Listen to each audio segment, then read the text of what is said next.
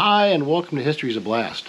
Coming to you today from the front porch of our Airbnb in the wonderful fall countryside outside Lexington, Virginia in Rockbridge County. And we've come down here for my 45th class reunion at the Virginia Military Institute. And in the next series of videos, we'd like to share with you some of the experiences we've had on the trip down through the Shenandoah Valley. That's up the valley. You go up the valley when you go south. So we're going to start with some stops in the area of Winchester, Virginia, a very historical Civil War town. Historical for a lot of reasons, the Civil War being one of them. And there's a couple of battlefields south of town, the Kernstown battlefield and the battlefield at Cedar Creek, which we're going to stop at and share some experiences with you there. So come along and enjoy.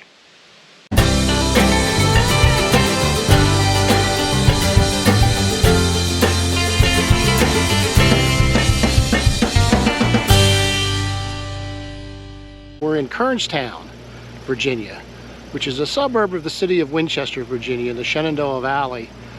It's October of 2023, and we've come to this private, nonprofit, gated area, unfortunately. We're not here on a Saturday or Sunday, and we didn't know to make an appointment. So this is the Kernstown battlefield. It's a very important battlefield twice in the Civil War. Once in March 23rd of 1862, it was the first battle in what would become known as Jackson's Valley Campaign.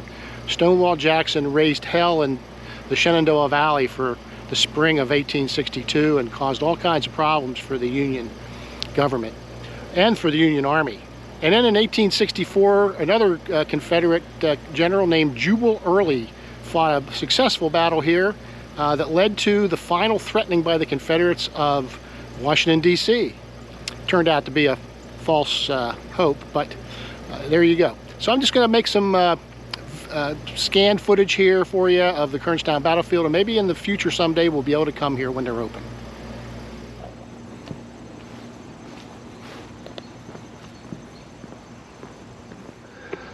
Now, the Battle of Kernstown was fought between some small forces. Stonewall Jackson had his division of about 3,800 men, and he was up against 6,800 Federals under the overall command of Nathaniel Banks.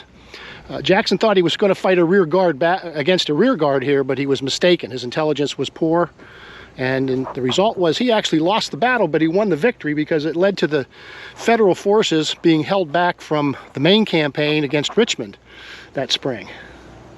So this is the Pritchard Farm.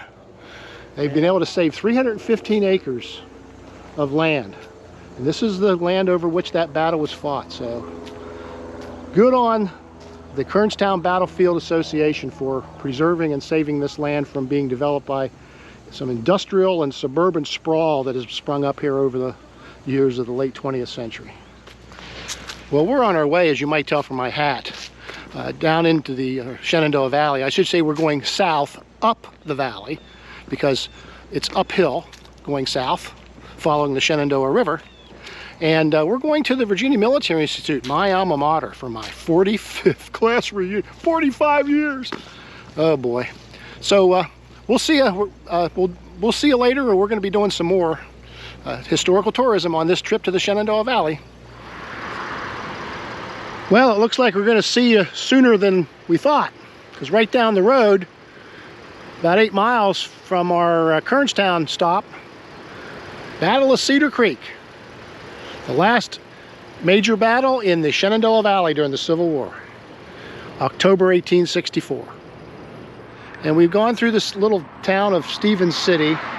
We're still on US Highway 11, the old Valley Pike, today known as the Lee-Jackson Highway. And this is the battlefield of Cedar Creek, which is preserved by another nonprofit battlefield foundation. Storyboards here. There's a period house, the Heater House, and there's a placard over there about the Heater House. Vermont has seen fit to put an historical marker here. Vermont soldiers played an important role in the Union victory at Cedar Creek. This is the last major battle in the Shenandoah Valley during the Civil War. And it ended with the destruction of Early's army the remnant of the Army of the Valley. This was the site of Sheridan's famous ride, Philip Sheridan, who commanded the Union forces in the valley. He was given orders by Grant to destroy everything in his path, such that, and these are the words of Grant, if a crow flew across it, he would have to carry its own provender. And Sheridan was true to his orders. But this is the battlefield of Cedar Creek. Very, very nice. And my goodness, there's a visitor center. And they're open. Founded in 1988, and as Debbie was just telling me, we missed the annual reenactment because this is the anniversary, October 22nd, and we're here on October the 26th. Hi there.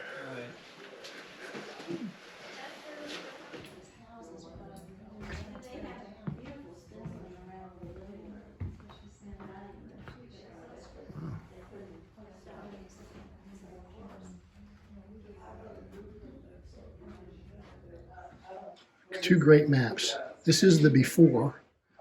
Jubal Early's Confederate Army of the Valley advanced at sunrise out of the fog, taking the Union forces completely by surprise, breaking their line and sending them into headlong retreat.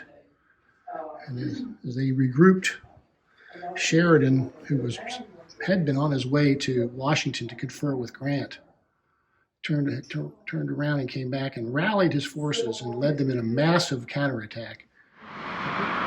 Well, that was really great. We got to see the nice little museum in there and buy a couple of little items, stickers for the trailer. We got a new Shenandoah Valley sticker. And we went ahead and purchased a $25 tax-deductible sponsorship to help support the maintenance and the upkeep and the restoration work on the heater house and other parts of this very important property that's been preserved for posterity. So with that, we're going to continue our journey south up the Shenandoah Valley toward our ultimate destination for the weekend, VMI. That's it for this time. I hope you enjoyed this video and will take time to view some of our other ones.